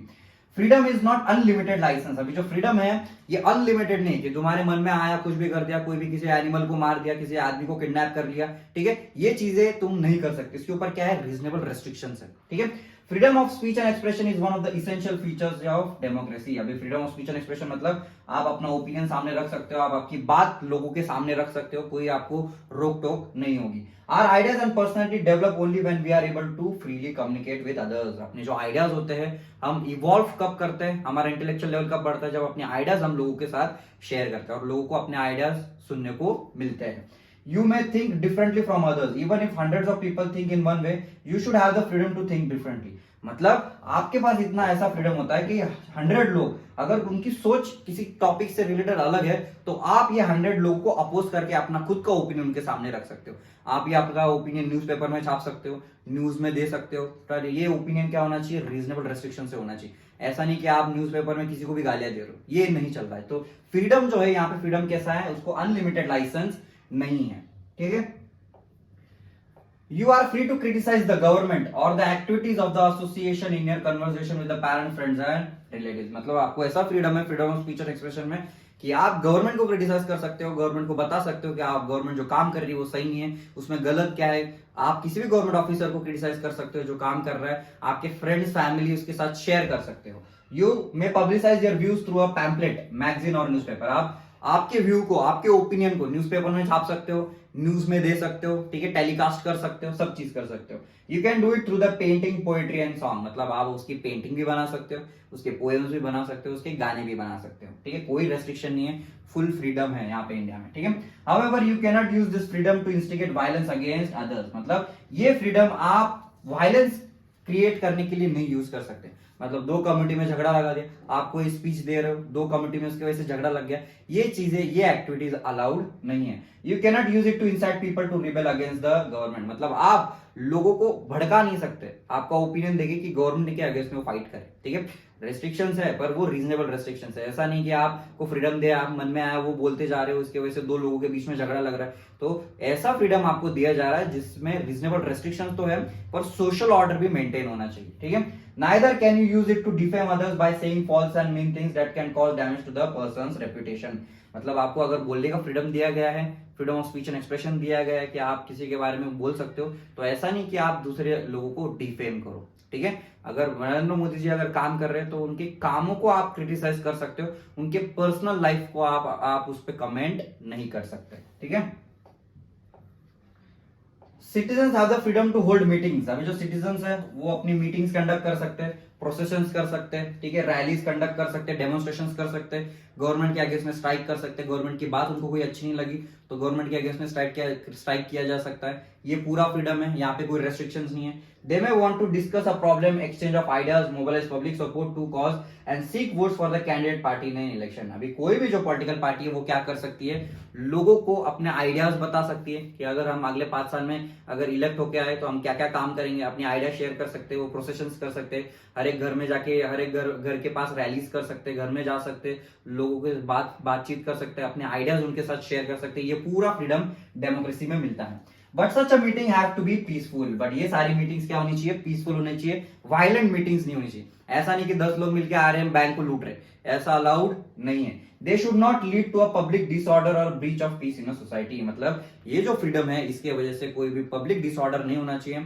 लॉ एंड ऑर्डर डिस्टर्ब नहीं होना चाहिए। Those who participate in those activities and meetings should not carry weapons with them। मतलब अगर ऐसे मीटिंग्स में, अगर मीटिंग्स आप कंडक्ट कर रहे हो, प्रोसेशन स्ट्राइक्स आप कंडक्ट कर रहे हो, उसमें ऐसा नहीं कि बंदूक लेके जा रहे हैं कि 47 लेके जा रहे हैं, ये अलाउड नहीं। इंडिया में तो वेपन रखना ही अलाउड नहीं, ठीक है। As citizen we have the freedom to travel also. मतलब आप एक जगह से दूसरी जगह फ्रीली ट्रैवल कर सकते हो। आप गुजरात से मध्य प्रदेश जा सकते हो, मध्य प्रदेश से अरुणाचल प्रदेश जा सकते हो, अरुणाचल प्रदेश से जम्मू कश्मीर जा सकते हो, कोई रेस्ट्रिक्शन नहीं, आपको गवर्नमेंट भी नहीं रोकेगा, लोग भी नहीं रोकेंगे। A citizen we have the freedom to travel to any part of the country. We are free to reside and settle in any part of the territory of India। मतलब आप किसी भी स्टेट में जाके, फॉर एग्जांपल आप गुजरात, महाराष्ट्र से हो, महाराष्ट्र छोड़ के आप गुजरात में जाके सेटल हो सकते हो, ठीक है। गुजरात में जाके अपना खुद घर परचेज कर सकते हो, वहां जाके रह सकते हो, वहां जाके काम कर सकते हो। पर कुछ एक्सेप्शन है, जैसे मैंने बताया कि जो नॉर्थ ईस्ट का जो स्टेट है, 7 सिस्टर्स का स्टेट है, वहां पे ट्राइबल पॉपुलेशन ज्यादा रहती है। तो ट्राइबल पॉपुलेशन को प्रोटेक्ट करने के लिए गवर्नमेंट क्या करता है, ये मेन स्ट्रीम जो इंडिया है वहां के लोगों को वहां का रेसिडेंशियल एक्सेस नहीं होता। मतलब नॉर्थ ईस्ट में जाके आप घूम फिर सकते हो पर वहां जाके आप घर नहीं ले सकते। ये बात समझ में आ रही। अंडमान निकोबार में भी नहीं ले सकते क्योंकि वहां पे ट्राइबल पॉपुलेशन ज्यादा है। Let us say a person who belongs to the state of Assam wants to start a business in Hyderabad, he may not have a connection with that city, he may have not even seen it ever। मतलब अगर आसाम जैसे रहने वाला जो आदमी है, अगर उसको हैदराबाद जाना है, हैदराबाद उसने कभी जिंदगी में हैदराबाद देखा नहीं है, तो वह हैदराबाद में जाके वो घर खरीद सकता है, अपना जॉब शुरू कर सकता है, अपना बिजनेस शुरू कर सकता है, ठीक है। Yet a citizen of India has the right to set up base there। The right allows lakhs of people to migrate from villages to the towns। अब ये जो फ्रीडम, राइट टू फ्रीडम है, ये राइट सारे लोगों को allow करता है माइग्रेट करने के लिए। आप विलेज से सिटीज में माइग्रेट कर सकते हैं in the search of job हो गया, एजुकेशन हो गया, इंफ्रास्ट्रक्चर हो गया, कुछ भी हो सकता है। तो आप फ्रीली माइग्रेट कर सकते हो एक जगह से दूसरी जगह। The same freedom extend to the choice of occupation। No one can force you to do or not to do a certain job। मतलब आपके ऊपर कोई रेस्ट्रिक्शन नहीं है कि आप जो है ये स्पेसिफिक जॉब करना चाहिए, आपने बस इंजीनियर ही बनना चाहिए, आपने बस डॉक्टर ही बनना चाहिए। ऐसा कोई रेस्ट्रिक्शन ना आप पे गवर्नमेंट लगा सकती है, ना कोई इंडिविजुअल लगा सकता है। तो आपके पास क्या है, पूरा फुल फ्रीडम है। The Constitution said that no person can be deprived of life or personal liberty except according to the procedure by law. मतलब कोई भी आदमी की लिबर्टी राइट छीने नहीं जा सकते, पर छीने कब जा सकते हैं? As prescribe by law. मतलब अगर लॉ बोल रहा है कि किसी आदमी ने अगर किसी ने मर्डर कर दिया तो उसको जेल में डालना है, तभी उसको जेल में डाला जा सकता है। इंडिया में लिस्ट होती है क्राइम्स की, जो क्राइम्स होते हैं उसके हिसाब से सजा लिखी होती है कि इसको ये क्राइम किया तो ऐसी पनिशमेंट मिलेगी, ये क्राइम किया तो इतने साल की पनिशमेंट मिलेगी, जेल मिलेगी, फांसी मिलेगी। तो किसी भी आदमी का जो फ्रीडम है वो छीना जा सकता है, but as prescribe by law. It means that no person can be killed unless the court has order और डेथ सेंटेंस। मतलब कोई भी आदमी इंडिया में उसको मारा नहीं जा सकता। अगर कब मारा जा सकता है? कोर्ट अगर उसकी सुनवाई दे दे, कोर्ट डिक्लेयर कर दे कि इसको फांसी की सजा होनी चाहिए, तभी वो आदमी क्या कर सकता है? उसको मारा जा सकता है as prescribe by law. Law ही इंडिया में क्या कर सकता है? सजा दे सकता है, पनिशमेंट दे सकता है, लॉ बना सकता है। ठीक है। It also means that the government और police officer can not arrest और detain any citizen unless a proper legal justification. मतलब कोई भी पुलिस ऑफिसर आपको बस आप रास्ते पे चल रहे हो इसलिए आपको अरेस्ट कर लिया, ऐसा कभी नहीं होता। पुलिस ऑफिसर होता है उसको विद इन द कॉन्स्टिट्यूशन काम करना होता है, रूल्स रेगुलेशंस होते हैं। पुलिस ऑफिसर ने आपको अरेस्ट किया तो उसको क्या करना पड़ता है? एक अरेस्ट वारंट आपको दिखाना पड़ता है। अरेस्ट वारंट में रीजन होता है, जज की साइन होती है कि आपको अरेस्ट करना है कि नहीं करना है। फिर उसके बाद वो आपको घर से पुलिस स्टेशन में लेके जाता है, with in 24 our police station से आपको कहाँ पेश करना पड़ता है? जज के सामने पेश करना पड़ता है। तो ये सारी प्रोसीजर छोटे से छोटे गवर्नमेंट ऑफिसर को फॉलो करनी पड़ती है। Even when they do, they have to follow some procedure. A person who is arrested and detained in custody will have to be informed of the reason of this arrest. मतलब अगर कोई भी officer को आप arrest कर रहे हो तो जो आदमी को आप अरेस्ट कर रहे हो उसको रीजन बताना है कि आपको अरेस्ट क्यों किया जा रहा है। ठीक है। The person who is arrested और detain shall be produce before the nearest magistrate with in 24 hours. अगर आपको अरेस्ट कर लिया पुलिस ऑफिसर्स ने तो आपको पुलिस ऑफिसर 24 आवर्स तक ही जेल में रख सकता है। उसके पहले आपको कोर्ट के सामने पेश करना पड़ेगा। फिर कोर्ट जो है, जो जज है, वो आपका डिसीजन लेगा कि आपको जेल में रखना है कि आपको जेल से छोड़ देना है। ठीक है। Such a person has the right to consult a lawyer. अभी ये केस में वो अपना खुद का क्या कर सकता है? लॉयर रख सकता है। लॉयर फिर उसके लिए ये करेगा, उसके लिए फाइट करेगा जज के सामने, वो रीजन ढूंढेगा कि ये आदमी गलत है या सही है। ठीक है। तो ये सारी चीजें कहा दी जाती है? ये कॉन्स्टिट्यूशन में दी जाती है। राइट्स ये कॉन्स्टिट्यूशन में दिए जाते हैं। अभी नेक्स्ट है right against exploitation. Once the right to liberty and equality is granted, it follows the citizen has a right not to be exploited. Exploited मतलब क्या? तकलीफ नहीं देना, ठीक है, डिसरिस्पेक्ट नहीं करना, फिर उसके बाद टॉर्चर नहीं करना, that is right to exploitation. Certain clear provisions to prevent exploitation of weaker section of the society. Weaker section मतलब यहाँ पे किसकी बात हो रही है? Backward section of the society की बात हो रही है। ठीक है। जो बैकवर्ड कास्ट होते हैं उनको बहुत सारा एक्सप्लॉयटेशन फेस करना पड़ता है। लोग उनको एक्सप्लॉइट करते हैं, उनको टॉर्चर करते हैं, उनको मारा भी जाता है। ठीक है। उनको जॉब पे तो रखा जाता है पर उनके साथ बहुत डिसरिस्पेक्ट वाला सलूक किया जाता है। The constitution mentions the 3 specific evils and declares this illegal.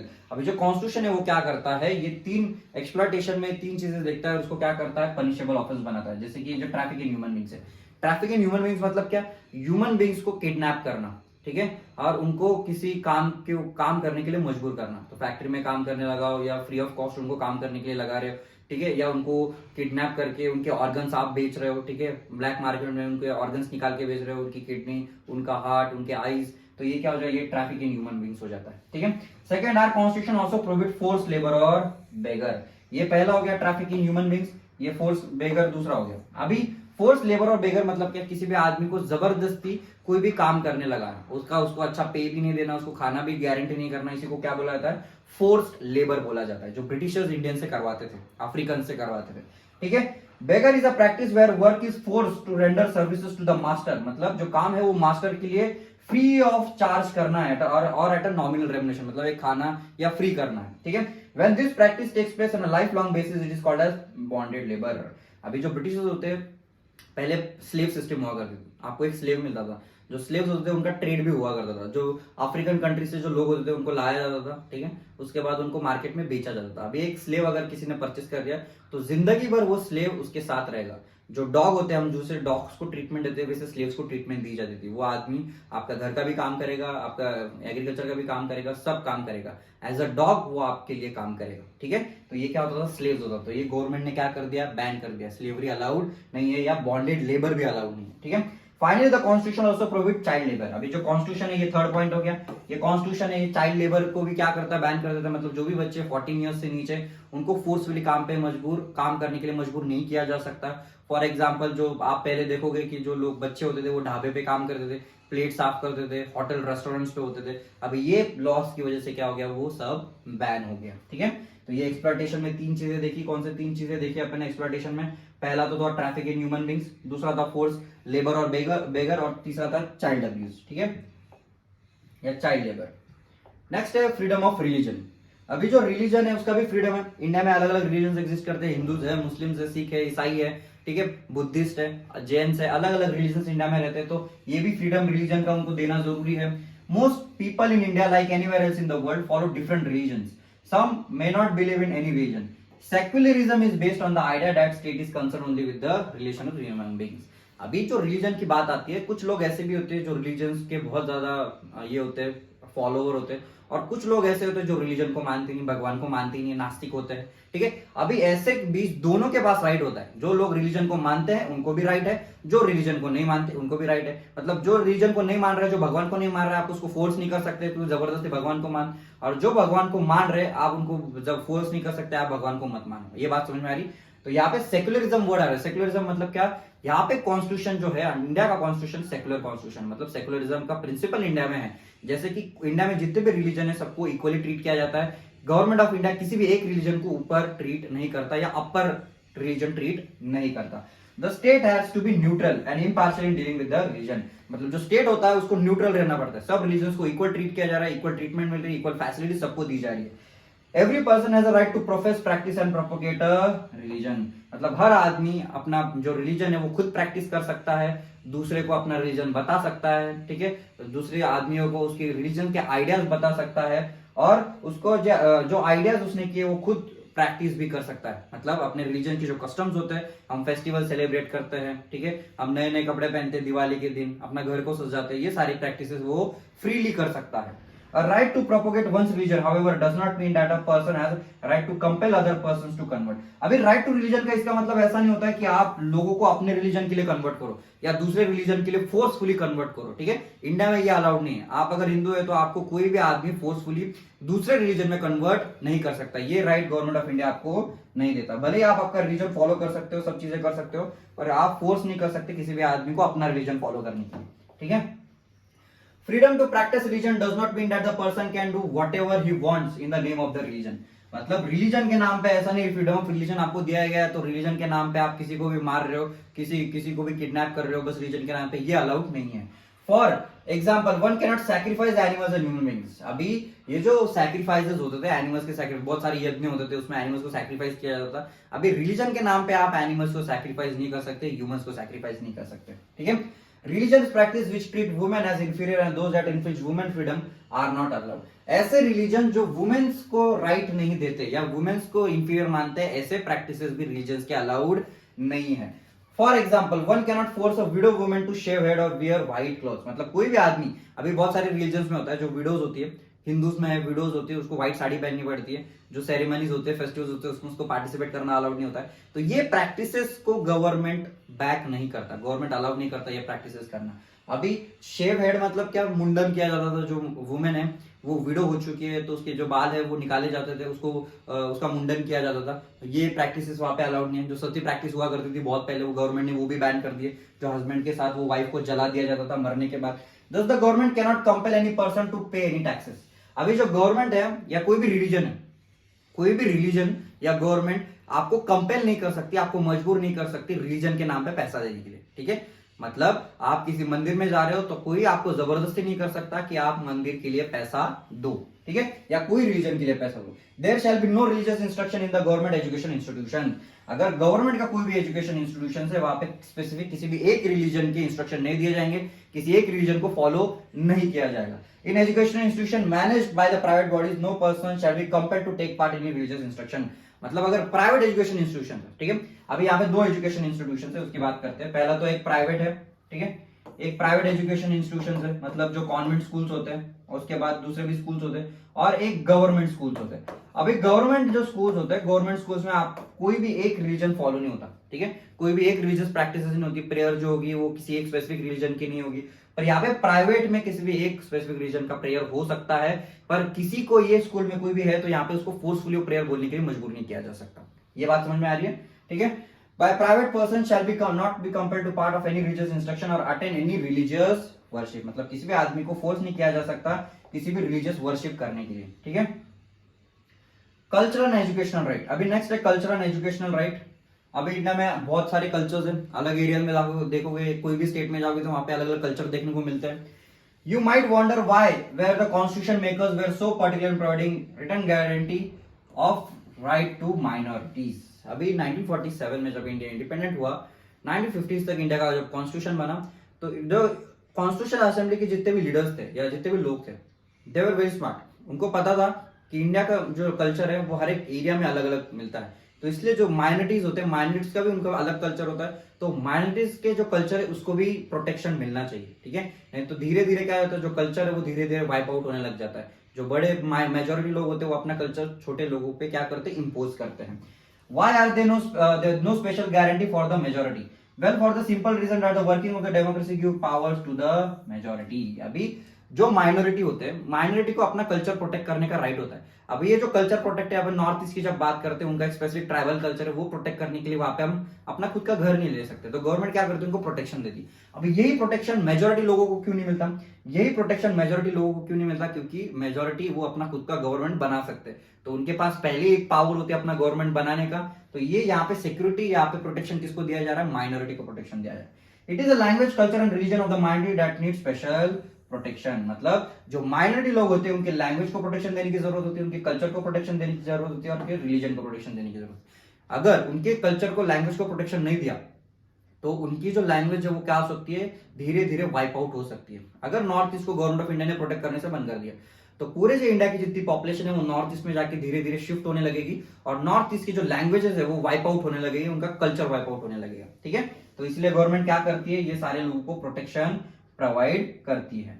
The constitution specifies the cultural and education right of the minorities. अभी जो कॉन्स्टिट्यूशन है ये cultural and education rights provide करता है, किसको, माइनॉरिटीज को। माइनॉरिटीज मतलब जिनकी पॉपुलेशन क्या है, जिनकी पॉपुलेशन बहुत कम है, ठीक है, उनको क्या बोला जाता है, माइनॉरिटीज बोला जाता है। Any section of citizens with a distinct language और culture have a right to conserve it, मतलब कोई भी सेक्शन ऑफ सिटीजंस जिनका कल्चर बहुत अलग है, उनकी लैंग्वेज अलग है, they have a right to protect it, मतलब सब लोगों के पास एक राइट है कि वो अपने लैंग्वेज को प्रोटेक्ट कर सकते हैं, अपने कल्चर को प्रोटेक्ट कर सकते हैं, अपने रिलीजन को प्रोटेक्ट कर सकते हैं। Admission to any education institution maintain by the government और receiving government aid cannot be denied any citizen on the ground of religion और लैंग्वेज, मतलब किसी भी स्कूल में बस लैंग्वेज के बेसिस पे लोगों को एडमिशन रिजेक्ट नहीं किया जा सकता। मतलब आपको अगर एडमिशन चाहिए तो आप इंडिया के कोई भी स्कूल में जाके एडमिशन ले सकते हो, वो भले रिलीजियस स्कूल है, नॉन रिलीजियस स्कूल है, ठीक है। Admission to any education institution maintain by the government और receiving government aid cannot be denied, मतलब ऐसे स्कूल जैसे कॉलेजेस जो भले किसी भी रिलीजन के हैं, जो गवर्नमेंट का उनको हेल्प मिलता है, गवर्नमेंट से फंड्स मिलते हैं, या गवर्नमेंट के वो स्कूल्स है, तो वहां पे किसी भी आदमी को एजुकेशन लेने से मना नहीं किया जा सकता। All minorities have the right to establish and administer education institutions, जितने भी माइनॉरिटीज है उनको राइट है कि वो अपना खुद का एजुकेशन इंस्टीट्यूशन बना सकते हैं, ठीक है, अपना एजुकेशन इंस्टीट्यूट को एडमिनिस्ट्रेट कर सकते हैं, मतलब अपने एजुकेशन इंस्टीट्यूशन को चला सकते हैं। Here minority does not mean only religious minority at the national level, और यहाँ पे जो माइनॉरिटी की बात चल रही है बस रिलीजियस माइनॉरिटी की बात नहीं चल रही है, दूसरे माइनॉरिटीज भी होते हैं, कास्ट माइनॉरिटीज होते हैं, लैंग्वेज माइनॉरिटीज होते हैं, यहाँ पे सब माइनॉरिटीज की बात चल रही है, ठीक है। Can we secure this right, अभी ये जो राइट्स है, इतने राइट्स हम लोगों ने पढ़े, ये राइट्स को सिक्योर किया जा सकता है। कैसे सिक्योर, मतलब ये राइट्स है फ्यूचर में हैम्पर नहीं होंगे, या ये राइट्स है उसको एनफोर्स करना पड़ेगा। Rights are like guarantees, they are of no use if there is no honour to them. ये राइट क्या हो जाती है, ये बस गारंटी हो जाती है, पर अगर ये गारंटी को ऑनर नहीं किया जा रहा है, ये रूल्स, ये प्रिंसिपल्स को अप्लाई नहीं किया जा रहा है, तो ये राइट्स का कोई फायदा होगा क्या, नहीं होगा। The fundamental rights in the constitution are important because they are enforceable. ये जो है फंडामेंटल राइट्स, ये एनफोर्सिएबल है। एनफोर्सिएबल का मतलब क्या, ये लॉ अगर आप सुप्रीम कोर्ट हाई कोर्ट में जाते हो तो सुप्रीम कोर्ट हाई कोर्ट उसके ऊपर सुनवाई दे सकता है, दे आर एनफोर्सेबल। अगर किसी ने गलत किया तो उसको पनिशमेंट मिल सकती है। We have right to seek the enforcement of the above mentioned rights, मतलब जितने भी फंडामेंटल राइट, जितने भी राइट्स आपको दिख रहे हैं, दे आर एनफोर्सेबल। मतलब अगर ये राइट्स आपको नहीं मिले तो आप सीधा सुप्रीम कोर्ट जा सकते हो और केस अपनी फाइल कर सकते हो। This is called as right to constitutional remedies. अभी इसी को क्या बोला जाता है, राइट टू कॉन्स्टिट्यूशनल रेमेडीज। अभी ये जो कॉन्स्टिट्यूशनल रेमेडीज है ये अलग फंडामेंटल राइट है, बाकी राइट्स को चलाने के लिए, उसको एनफोर्स करने के लिए लास्ट राइट है, इसको क्या बोला जाता है, right to constitutional remedies. It is itself a fundamental right. The right makes other rights effective when any of our rights are violated and can seek remedy through the courts. मतलब ये ऐसा right है, ये बाकी fundamental rights को enforce करने का काम करता है। ठीक है, तो ये क्या हो, अंबेडकर जी ने भी क्या बोला है, this right is the ear and soul, heart and soul of the constitution. क्या है, ये फंडामेंटल राइट है और ये जो राइट है ये कॉन्स्टिट्यूशन का सबसे इंपॉर्टेंट राइट है, क्योंकि ये फंडामेंटल राइट्स को एनफोर्स करने का काम करता है। ठीक है, fundamental rights are guaranteed against the action of the legislature. अभी जितने भी फंडामेंटल राइट्स हैं, ठीक है, जितने भी इक्वालिटी का राइट देगा, फ्रीडम का देगा, freedom of speech and expression देख लिया, ये फंडामेंटल राइट्स जो है दे आर एनफोर्सेबल। मतलब अगर आपको लेजिस्लेचर ने भी आपके फंडामेंटल राइट्स ले लिए, एग्जीक्यूटिव ने भी अपने फंडामेंटल राइट्स ले लिए, तो आप सीधा सुप्रीम कोर्ट जा सकते हो अपने राइट को बार्गेन करने के लिए, अपने राइट को लेने के लिए। ठीक है, there can be no law और action that violates the fundamental rights. मतलब ऐसा इंडिया में कोई भी ऐसा लॉ नहीं बनाया जा सकता जो आपके फंडामेंटल राइट्स को हैम्पर करे। मतलब नरेंद्र मोदी गवर्नमेंट भी नहीं बना सकती, लोकसभा राज्यसभा भी ऐसा कोई लॉ नहीं बना सकती जिससे जो सिटीजन है उनके राइट्स हैम्पर हो जाए। ठीक है, the act of legislature or the executive take away or limits of the fundamental rights and it will be invalid। अगर लेजिस्लेचर ने ऐसा कोई लॉ पास कर दिया, मोदी गवर्नमेंट ने अगर ऐसा कोई लॉ पास कर दिया जिससे कि जो लोग हैं उनके राइट्स हैम्पर हो जाते हैं, तो वो लॉ क्या हो जाएगा, इनवैलिड हो जाएगा। ठीक है, the supreme court and the high court have the power to issue direction, orders and writs on the enforcement of the fundamental rights. अभी ये फंडामेंटल राइट्स एनफोर्स करने का जो राइट होता है ये कौन कर सकता है, ये सुप्रीम कोर्ट कर सकता है। मतलब सुप्रीम कोर्ट जो है उसके पास एक स्पेशल पावर है, उसके पास एग्जीक्यूटिव से, लेजिस्लेचर से भी ज्यादा अच्छी पावर है। मतलब कोई भी लॉ अगर बन रहा है तो उसको डिस्कार्ड कर सकता है सुप्रीम कोर्ट अकेला। ठीक है, आपको अगर राइट टू इक्वालिटी नहीं मिल रहा है, ठीक है, आपको अनइक्वल ट्रीट किया जाएगा, आपके साथ डिस्क्रिमिनेट हो रहा है, रिलीजन के बेसिस पे डिस्क्रिमिनेशन किया जा रहा है, तो आप सीधा सुप्रीम कोर्ट जा सकते हो। भले ही वो डिस्क्रिमिनेशन लेजिस्लेचर कर रहा होगा, लोकसभा राज्यसभा कर रही होगी या मोदी गवर्नमेंट कर रहा होगा, दोनों को पनिशमेंट कौन दे सकता है, सुप्रीम कोर्ट दे सकता है। ठीक है, तो सुप्रीम कोर्ट के पास एक स्पेशल पावर होती है। Judiciary is very powerful and can do whatever is needed to protect the rights. अभी इंडियन कॉन्स्टिट्यूशन में सबसे जो पावरफुल है आज के डेट में ये जुडिशरी है। ठीक है, हर एक के पास अपने अपने पावर्स है, पर जुडिशरी के पास एक बहुत एक स्पेशल पावर है जिससे जो भी लॉज इंडिया में बने हो उसको डिस्कार्ड कर सकता है, उसको एक्सेप्ट कर सकता है। ठीक है, in case of any violation of the fundamental rights the aggrieved person can go to the court for remedy. अगर आपके कोई फंडामेंटल राइट हैम्पर हो जाते हैं, कोई भी आपका फंडामेंटल राइट ले लेता है, कितना भी बड़ा आदमी हो, कितना भी छोटे आदमी का राइट अगर जा रहा है, तो आप सीधा सुप्रीम कोर्ट में जा सकते हैं और अपने राइट को क्या कर सकते हैं, मांग सकते हैं। But now any person can go to the court against the violation of the fundamental right. It is for the social and public interest. It is called as public interest litigation.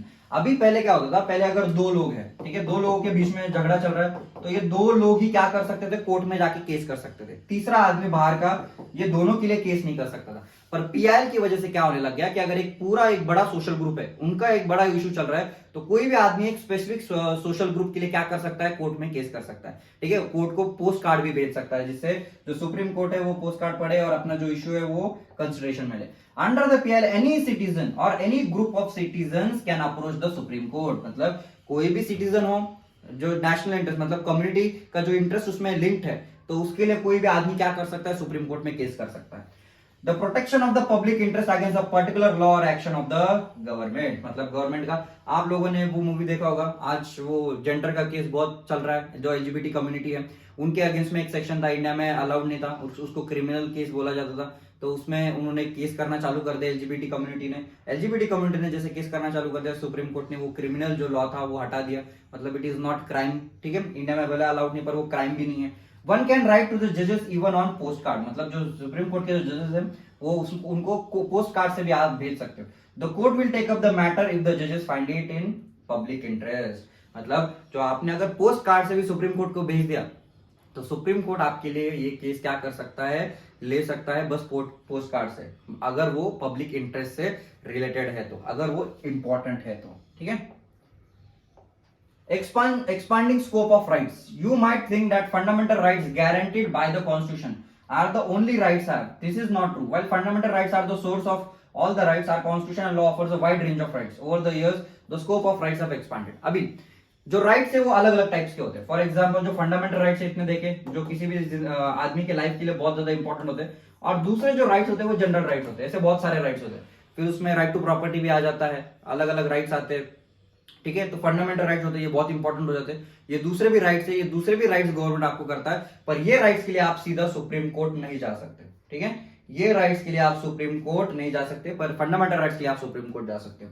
Certain rights like right to freedom of press, right to freedom of information, right to education are derived from the fundamental rights. Now school education has become a right of Indian citizen. अभी ये fundamental right जो है, ये freedom of press जो है, कोई मतलब press जो है, मीडिया है, उसको फ्रीडम मिलना चाहिए. आपको बच्चों है उनको एजुकेशन कंपलसरी मिलना चाहिए up to the age of 14. ये क्या हो जाता है फंडामेंटल राइट. अभी फंडामेंटल राइट मतलब क्या, कोई भी बच्चा अगर वो 14 ईयर्स से कम है और उसको स्कूल में जाने से मना किया जा रहा है, या कोई इंडिया में ऐसा स्कूल नहीं है कि उसको एडमिशन दे रहा है, तो आप सीधा सुप्रीम कोर्ट जा सकते हो और सुप्रीम कोर्ट गवर्नमेंट को डायरेक्शन देगा कि आपको एडमिशन मिलेगा. ठीक है, the government are responsible for providing free and compulsory education to all the children up to the age of 14. अभी जो गवर्नमेंट है, गवर्नमेंट रिस्पॉन्सिबिलिटी लेता है कि बच्चे जितने भी 14 से कम है उनको एजुकेशन मिलना चाहिए. ठीक है, parliament has enacted a law giving the right to information to the citizen. अभी पार्लियामेंट में ये राइट टू इंफॉर्मेशन पे एक्ट पास किया है. Right to information, right to information मतलब क्या, गवर्नमेंट जो भी काम कर रहा है, ठीक है, गवर्नमेंट का हर एक काम, कितना पैसा खर्चा हो रहा है, कौन से प्रोजेक्ट पे कितना पैसा जा रहा है, हर एक काम गवर्नमेंट का, हर एक इंफॉर्मेशन लोगों को मिलनी चाहिए. अभी मार्केट में जितने भी प्रोडक्ट्स है, आप प्रोडक्ट देखते होंगे, प्रोडक्ट में पीछे हर चीज लिखी होती है, एक्सपायरी डेट क्या है, उसके इंग्रेडिएंट्स क्या है, ठीक है, ब्रांड का नाम क्या है, वो वेजिटेरियन है नॉन वेजिटेरियन, ये भी किसमें आ जाता है, राइट टू इंफॉर्मेशन में आ जाता है. मतलब लोगों के पास एक राइट है कि उनको वो इंफॉर्मेशन मिलनी चाहिए कि कौन सी चीज किससे रिलेटेड है, हर एक चीज की इंफॉर्मेशन, भले वो गवर्नमेंट की हो, प्रोडक्ट की हो, किसी भी चीज की हो. We have right to seek information from the government officers. मतलब जो लोग है, उसके जो सिटीजन है, उसके पास राइट होता है कि गवर्नमेंट ऑफिसर्स की सारी इंफॉर्मेशन उनको पता होनी चाहिए. Recently the supreme court expanded the meaning of the right to life include the right to food also. अभी जो आर्टिकल 21 है, आर्टिकल 21 फंडामेंटल राइट है. आर्टिकल 21 में पहला बस वो राइट टू लाइफ हुआ करता था, जो बस बेसिक नेसेसिटीज होते थे.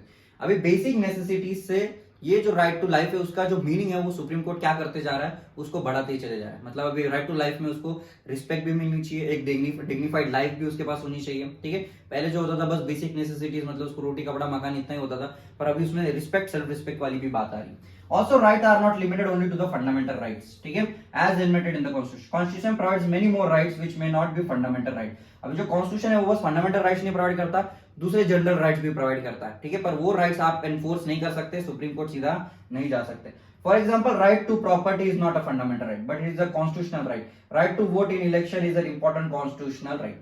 अभी जो राइट टू प्रॉपर्टी है, फॉर एग्जाम्पल आपका यहाँ पे घर है, ठीक है, ये आपका घर है, यहाँ पे गवर्नमेंट को रास्ता बनाना है, ठीक है, गवर्नमेंट को हाईवे बनाना है, आपका घर बीच में आ रहा है, तो गवर्नमेंट आपको राइट टू प्रॉपर्टी देता है, पर ये राइट टू प्रॉपर्टी आपका फंडामेंटल राइट नहीं. मतलब गवर्नमेंट ये रास्ता बनाने के लिए आपका घर आपसे छीन सकता है, आपको उसके पैसे मिलेंगे, और ये जो घर है ये आपको छोड़ना पड़ेगा. तो राइट टू प्रॉपर्टी अगर फंडामेंटल राइट होता तो ये गवर्नमेंट नहीं कर पाती, पर ये जो है राइट क्या है, ये जनरल राइट है. तो इसके वजह से गवर्नमेंट क्या कर सकती है, आपका घर ले सकती है रास्ता बनाने के लिए. अगर वहां पे कोई रिसोर्सेस मिल रहे, कोल मिल रहे, मिनरल्स मिल रहे, तो आपको आपका कॉम्पनसेशन देके आपका घर छीना जा सकता है. ये बस गवर्नमेंट कर सकता है. ठीक है, expansion of rights takes place in what is called as human rights. These are universal moral claims that may or may not have even recognized by law. अभी ऐसे ह्यूमन राइट्स, ऐसे बहुत सारे ह्यूमन राइट्स हैं कि ऐसे चीजें की जा रही ह्यूमन के अगेंस्ट में, उसको ह्यूमन राइट्स बोला जा रहा है. मतलब कि ह्यूमंस के बेसिक राइट्स होते हैं, ठीक है, तो हर ह्यूमन राइट को प्रोटेक्ट नहीं किया जाता. लॉ हर एक ह्यूमन राइट्स को एक्सेप्ट नहीं करता, या बाय लॉ उसको लिखा नहीं गया है. ठीक है, in that sense these claims are not right going by the definition that we presented earlier. With the expansion of democracy all over the world, there is a great pressure on the government to accept these claims. अभी जो human rights है, human rights की तो list बहुत बड़ी है, कोई भी गवर्नमेंट सब ह्यूमन राइट्स को एक्सेप्ट नहीं करता, क्योंकि सब ह्यूमन राइट्स अगर एक्सेप्ट कर लिए तो गवर्नमेंट को तकलीफ हो जाएगी कंट्री चलाने में. ठीक है, तो ऐसे भी बहुत सारे राइट्स होते हैं जो ह्यूमन राइट्स है.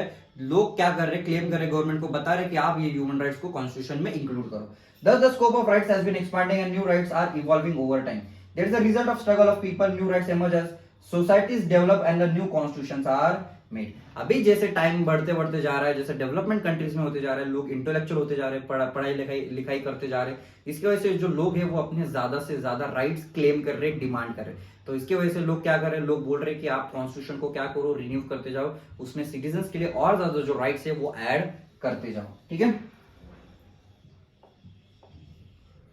अभी यहाँ पे ये लास्ट टॉपिक है आपका, साउथ अफ्रीका की बात हो रही है यहाँ पे। साउथ अफ्रीका अपने लोगों को कौन से राइट्स प्रोवाइड करता है जो बाकी कंट्रीज प्रोवाइड नहीं करते, democratic countries. Right to privacy, मतलब वहां पे राइट टू प्राइवेसी है, सो दैट सिटीजंस और their homes can not be search, their phones can not be tapped and their communication can not be open. मतलब यहाँ पे साउथ अफ्रीका में लोगों को राइट टू प्राइवेसी दिया जा रहा है, मतलब उनके घर में छानबीन नहीं कर सकते विदाउट एनी रीजन, उनके फोन को जो रिकॉर्ड नहीं कर सकते, टैप नहीं किया जा सकता विदाउट एनी रीजन। तो ये क्या किया जा रहा है, पहला राइट टू प्राइवेसी दिया जा रहा है।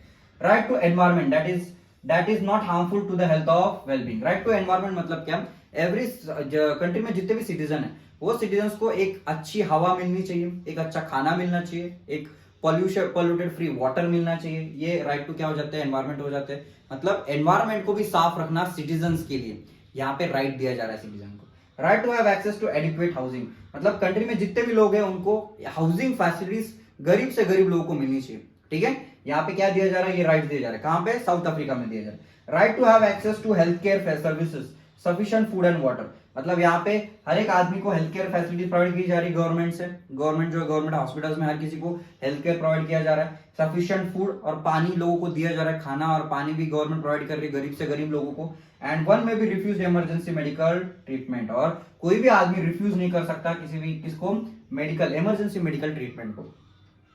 Many people think that the right to work, right to health, and right to minimum livelihood and right to privacy should be made a fundamental right in India as well. What do you think? अभी बहुत सारे लोगों को क्या लगता है कि जो राइट टू वर्क है, सब लोगों को काम मिलना चाहिए, एम्प्लॉयमेंट हर किसी को मिलना चाहिए, ये क्या होना चाहिए, फंडामेंटल राइट बनाना चाहिए। राइट टू हेल्थ मतलब सब लोगों को medical facility free of cost government से मिलनी चाहिए। ये थोड़ा डिफिकल्ट काम हो सकता है क्योंकि जो हेल्थ फैसिलिटीज होती है ये बहुत थोड़ी एक्सपेंसिव होती है। ठीक है, गवर्नमेंट इतना खर्चा, इतने ज्यादा पॉपुलेशन का खर्चा एक साथ नहीं उठा सकती। Right to minimum livelihood and right to privacy, minimum livelihood और राइट टू प्राइवेसी मतलब इंडिया में भी प्राइवेसी होनी चाहिए। ये सारी चीजें किसने प्रोवाइड करनी चाहिए, गवर्नमेंट ने प्रोवाइड करनी चाहिए। ठीक है, that's all for today's lecture. If you people have any doubts, queries, you can connect me on Instagram. I am on YouTube as well. ठीक है, नेक्स्ट लेक्चर में मिलते हैं, बाय बाय।